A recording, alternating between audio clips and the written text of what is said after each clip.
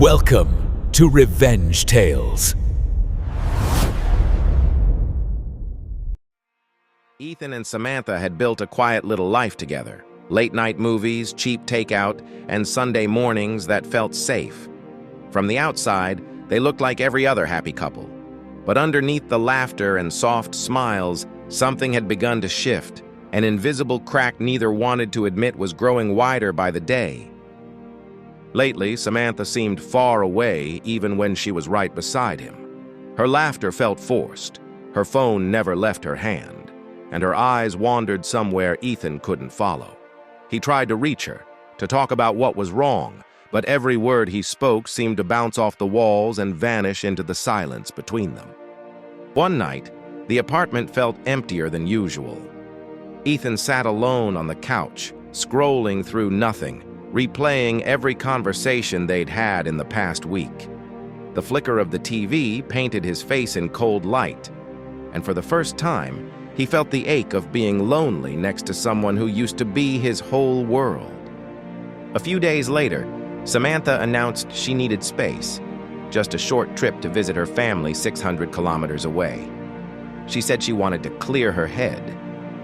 Ethan smiled weakly and helped her pack, telling himself it was a good sign that she still cared enough to try.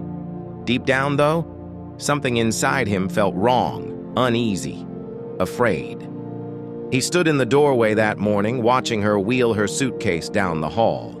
She blew him a quick kiss, said she'd call, and disappeared behind the elevator doors. Ethan waited until the hum of machinery faded, until the silence swallowed the hallway, before whispering to himself, "Please let this be the start of something better."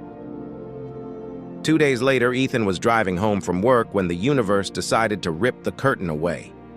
The sun was setting, and traffic crawled past the cafe district when he saw her, Samantha, sitting at a restaurant patio laughing. But she wasn't alone. Across the table was her ex, leaning in close, holding her hand like he never stopped. Time slowed. Ethan stared through the windshield, heart hammering, mind blank. The smile on her face was one he hadn't seen in months. For a moment, he thought he might be dreaming, until her laughter carried across the street, clear and sharp, slicing through him. His stomach dropped, every ounce of denial evaporated. He could have confronted her right then, but something colder took over. Without a word, Ethan pulled out his phone. The shutter clicked softly as he took picture after picture, proof of what she'd done, evidence of the truth she'd buried beneath her sweet excuses. When he lowered the phone, his hands were shaking, but his mind had never been clearer. That night, Ethan didn't drive home right away. He parked under a dim streetlight and just sat there, staring at the photos glowing on his phone screen. He felt numb, empty. Betrayal doesn't scream. It whispers, quiet and slow, until you realize it's hollowed you out from the inside. But somewhere in that emptiness, something new began to grow. Resolve. The next morning, Ethan went through his lease agreement, month to month. Only 60 days notice required. He read the fine print twice, a grim smile curling at the edge of his mouth. Samantha's name wasn't anywhere on it. For the first time in weeks, he felt control returning, like a door quietly unlocking in his mind. Later that day, he met with Mr. Collins, the landlord, a kind, no-nonsense man who'd always liked Ethan. Over a cup of coffee, Ethan explained everything, the betrayal, the plan forming in his head. Collins nodded slowly and said, "We'll handle it carefully." A silent agreement formed between them, one built on fairness and quiet justice. From that point, Ethan moved like a shadow. He started planning, listing dates, times, logistics. At night, he'd sit by his desk under the soft glow of a lamp, writing out every step. There was no rage, no shouting, just precision. His heartbreak had turned into a blueprint, and every tick of the clock brought him closer to freedom. Meanwhile, Samantha's late-night absences grew bolder. She'd leave after dinner, whispering vague excuses about friends or work, her perfume trailing behind like a warning. Ethan would simply nod, say goodnight, and close the door. She thought she was fooling him, but he was counting each lie, each disappearing act, like dominoes waiting to fall. At home, the silence between them deepened. Over breakfast, she'd talk about nothing. He'd sip his coffee in quiet detachment. Once, she reached across the counter to touch his hand, but he didn't flinch. He simply looked through her, as if she were already gone. She mistook his calm for apathy. In truth, it was the calm before a storm. Sometimes, Ethan would stand by the window long after she'd left, staring at the lights of the city below. Every reflection on the glass reminded him of her face, the lies, the laughter, the betrayal. He told himself to hold on just a little longer. Revenge wasn't about anger anymore. It was about closure. On his desk, the photos of Samantha and her ex sat in a neat pile. He'd printed them out on heavy paper, cold, undeniable proof. Each picture was a piece of a puzzle that showed who she truly was. He didn't hate her anymore. He simply wanted the truth to have its moment in the light. Weeks passed. The apartment filled slowly with boxes. Every tape seal and folded shirt was a quiet goodbye.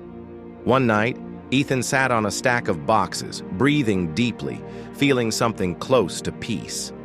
The revenge was set. All he had to do now was wait, and when the time came, he'd walk away, not with rage, but with absolute calm. That morning, I felt strangely calm. The air was still heavy, like the world was holding its breath. My coffee sat untouched. My mind was quiet, but my heart had already decided. It was time to end the game. No anger, no tears, just the kind of peace that only comes when you've already let go. I laid the photos on the table.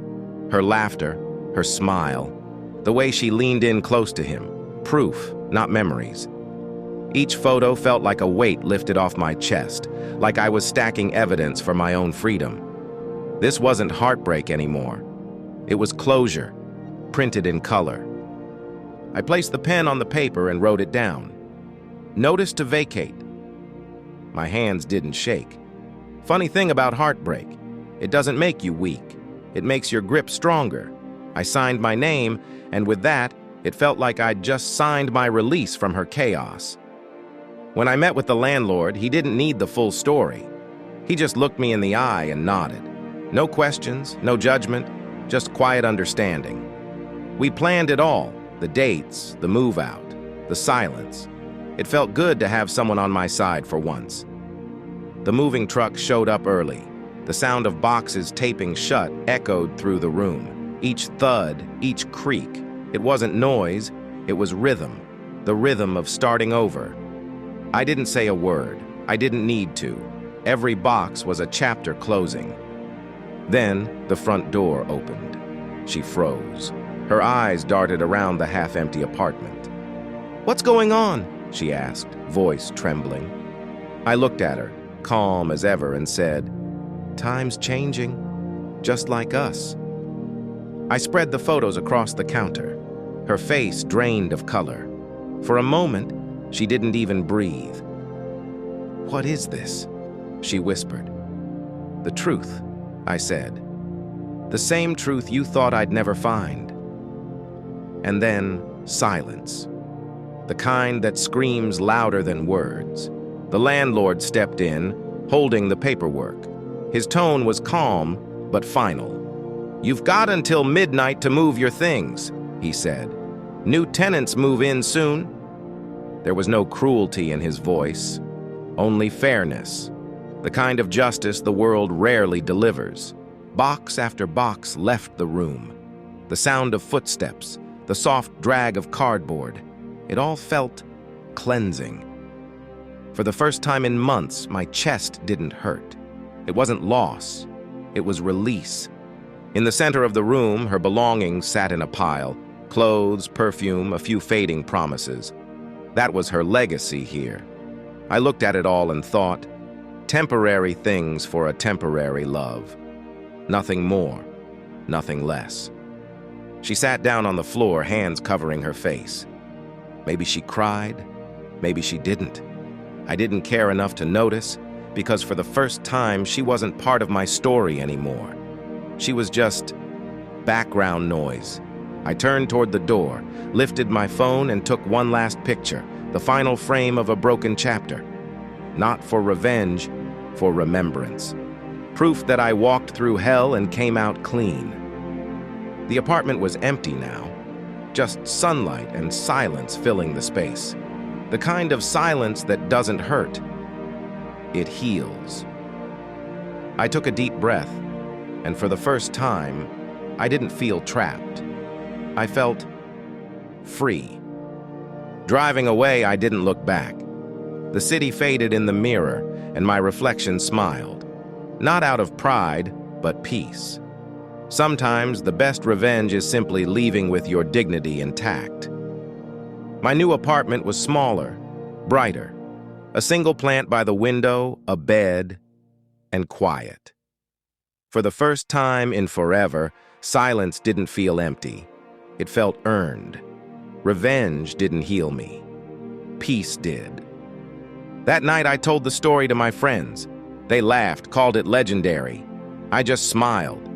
Because they didn't know. The real win wasn't the revenge. It was finding myself again, piece by piece. Later, I walked down the street at sunset. The sky burned gold, the air light against my skin. No anger, no sadness, just silence. The kind that belongs only to the ones who made it through.